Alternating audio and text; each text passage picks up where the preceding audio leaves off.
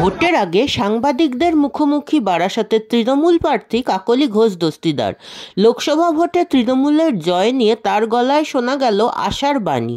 সংবিধান বিরোধী কাজ করে শুধুমাত্র ধর্মকে আশ্রয় করে ভোট চেয়ে ভারতীয় জনতা পার্টি কিছুতেই সাফল্য পাবেন না বলেই তিনি মনে করেন।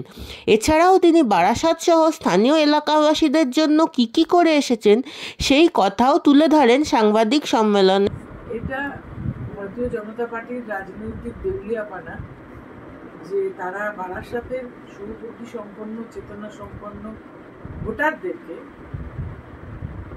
এমন একটা সংকটে ফেলে দিয়েছেন যেখানে এই নিম্নমানের একজন প্রার্থীকে তারা যোগ্য মনে করেছেন বারাসত সংসদীয় এলাকার জন্য, যিনি বোধহয় হাবড়ার কোনো স্কুলে ক্লাস 8 পাস না করে জাল সার্টিফিকেট বার করে নাকি পরবর্তী পর্যায়ে সার্টিফিকেট দিয়েছেন। এটা ওনাদেরই কর্মকর্তারা জমা দিয়েছে বলে আমি শুনেছি। বারাসতের মানুষ শিক্ষিত মানুষ, সংসদীয় এলাকায় বহু উচ্চশিক্ষিত মানুষ রয়েছে, পরিবার রয়েছে। আমি মনে করছি এটা তাদের প্রতি অন্যায় এবং তাদেরকে অপমান করা।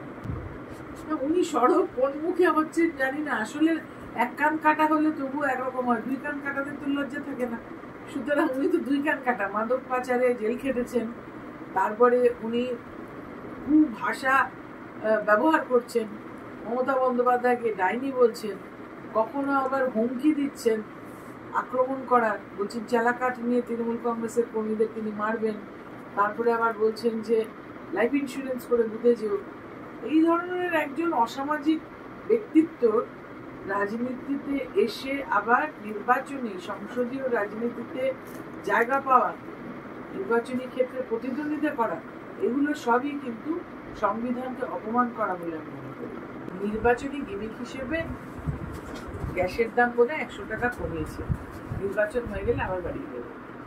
আমি তো বলছি যে মৌলিক সমস্যাগুলো তলানিতে এসে গেছে, সেদিকে কোনো চিন্তা নেই। এই সরকারের ধর্মের ভিত্তিতে তারা ভোট ভাগ করতে চাইছে। আমি 100% জিতছি, 2 লক্ষ ভোটে জিতছি, এটা প্রথমে শুনে নিন। যদি ধরে নেওয়া যাক জিতছি না, জিতছি। এবং কাজের মধ্যে দেখুন, বড় কাজ বলতে সেরকম কিন্তু যেগুলো মানুষের চাহিদা থাকে, পরিশ্রুত পানীয় জল ঘরে ঘরে পৌঁছে দিয়েছি। উচ্চ ক্ষমতা সম্পন্ন নিকাশি ব্যবস্থা ছিল না বারাসাত মধ্যমগ্রাম, পৌঁছে দিয়েছি। এই পানীয় জল মধ্যমগ্রাম বারাসাতে 3-4 বছর ধরে বাড়ি বাড়িতে আসছেই। সল্টলেক রাজারহাটে কম জল ছিল, সেখানেও মমতা বন্দ্যোপাধ্যায় তার সঙ্গে আলোচনা করে, তাকে অনুরোধ করে তিনি সেখানে বিশাল জলের চাহিদা যেটা ছিল সেটা পূরণ করেছেন। এদিকে অশোকনগর হাবড়াতেও আবার জলের অন্য প্রকল্প মমতা বন্দ্যোপাধ্যায়ের মাধ্যমে, এবং দেগঙ্গার প্রত্যেকটা জায়গায় জলের পাইপ বসে গেছে। তাই জলের কাজটা আমি করেছি, যেটা আগে ছিল না বারাসাতে। নিকাশি ব্যবস্থাটা তো বললাম, প্রত্যেকটা অলিগলির রাস্তা পাকা হয়েছে, যেটা ছিল না। সব জায়গায় উচ্চ বাতিস্তম্ভ বসেছে।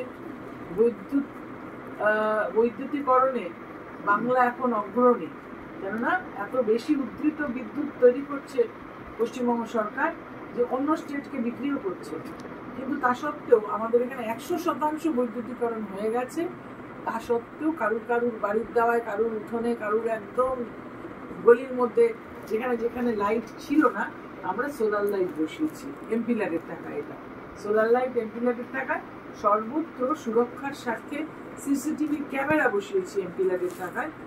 সুতরাং আমার মনে হয় না সেরকম কোনো কাজ বাকি আছে। কমিউনিটি সেন্টার তৈরি হয়েছে সব অঞ্চলে, এবং হাসপাতালগুলো বা আউটডোর ফেসিলিটিগুলো তৈরি হয়েছে। এবং সর্বোপরি বারাসাত বনমালীপুর হাসপাতাল, যেটা একেবারে ভগ্নদশা ছিল, সেটা মেডিকেল কলেজ হয়েছে। এটা একেবারে আমেরিকার বা কোনো অন্য দেশের যে একেবারে সুপার স্পেশালিটি হাসপাতাল, সেই রকম আমি তৈরি করতে পেরেছি।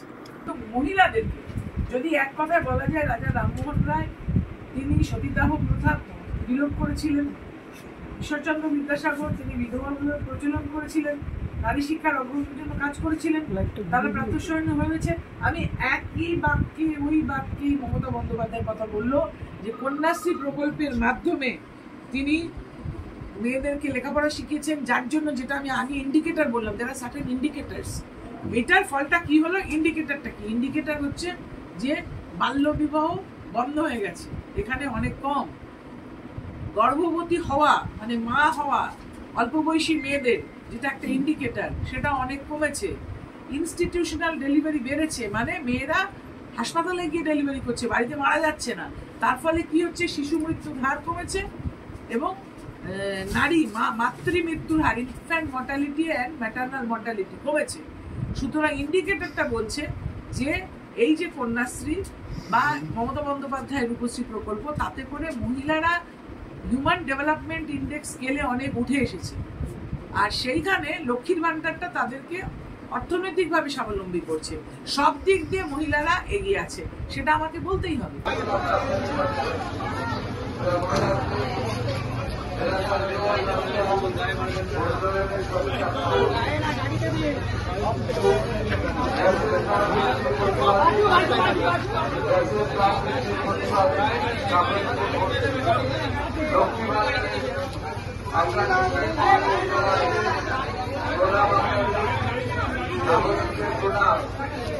নাগরিকদের নমস্কার।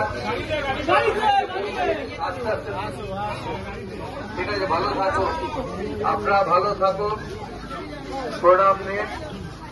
চাকরি দিয়েছেন জোড়া ফুল, জোড়া ফুলে ভোট দিন।